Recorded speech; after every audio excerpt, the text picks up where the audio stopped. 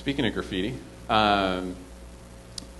we saw the success of Dell on graffiti, and it's not a Me Too program, it's just a different opportunity. So we sponsored the opportunity to actually replay what people were writing on other people's graffiti wall.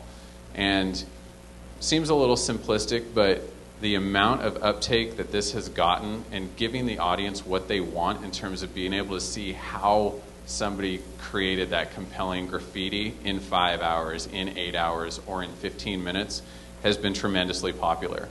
Again, when we do stuff like this, it's not always just philanthropic. We want something in return. We want the ability to market to you. But again, we want to complement your experience there, not disrupt it. So 313,000 daily impressions on graffiti, 16,000 clicks to the embed button, 17,000 clicks on Intel assets. That's an interesting thing. So people take, when they click on replay, they can play the graffiti, and then they can take the code when they click the embed button and put it on their site. They can put it on MySpace, Facebook, any site that they can control, their blog, what have you.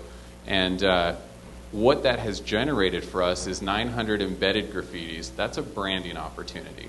You know, we've generated 63,000 additional impressions to our brand that we didn't pay for, that we're not expecting, and it just continues to grow. We started a contest yesterday, actually.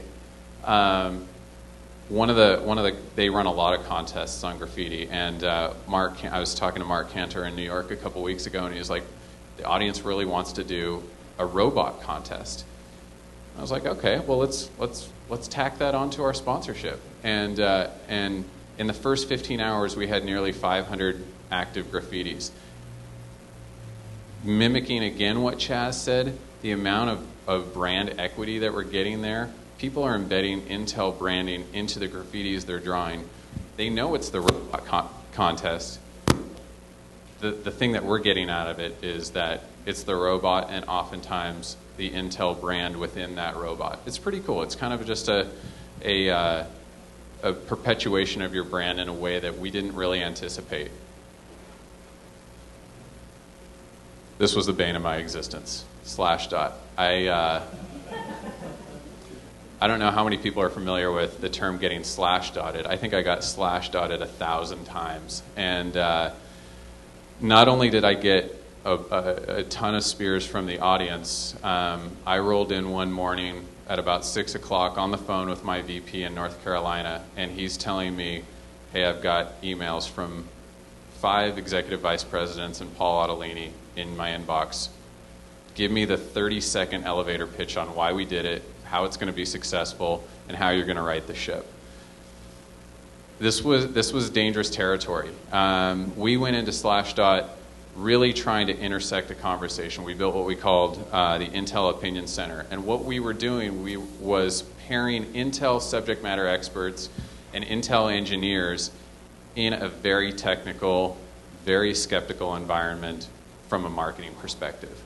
I'd like to say we were successful right out of the gate. We absolutely were not. The key thing that we learned on this, though, is don't shut it down. You cannot, absolutely cannot walk away from the conversation. You have to see the conversation through, even when it's difficult. And the heartburn with this was people were saying bad things about the Intel brand. That's okay. It's okay if they say bad things about your brand, because you're going to get feedback and it's not always going to be good. And that is a point of contention with certain layers of management at any company. It's not unique to Intel. People want to see all good things about your brand. And we're all human, we all make mistakes, and we should be told the good, take the good with the bad. A couple of key things here. This guy, Symbol Set, everybody on Slashdot has a nickname or a call sign. This guy was very active. I think he had something like 60 comments on the Slashdot Intel Opinion Center in 2 months. They weren't all good, but we turned them around. I won't read the whole quote, but really what he's talking about is the ability to open up the walls of Intel and really talk to those design engineers, those chip architects, the really smart people at Intel, really opening up the walls and allowing a community that's interested in talking to them, talk to them freely. We worked with probably 70 engineers in an 8-week time frame where they intersected a community that was really skeptical of marketing and said, don't talk to these guys like I would talk to them. Talk to them how you would talk to them. Talk to them like you're talking to the guy over the cube wall, and really, don't reveal any secrets, but have a candid conversation with them about technology and about what Intel is doing in the relative spaces. And at the end, to the brave souls who've represented Intel here, you've done well in a challenging venture. Congratulations. That made a really big spend and a hell of a lot of hours over 3 months worth it for me. And that was really one of our first forays into social media. Slashdot is a social environment that's been around a long time before there was the term social media. I mean, these guys are of the bulletin board era from 10, 12, 15 years ago. And, if we're able to take somebody that was so down on Intel at the beginning of February and turn them into advocates by the beginning of April, I think we've done our job. Not everybody turned around like that, but we turned around a lot of them.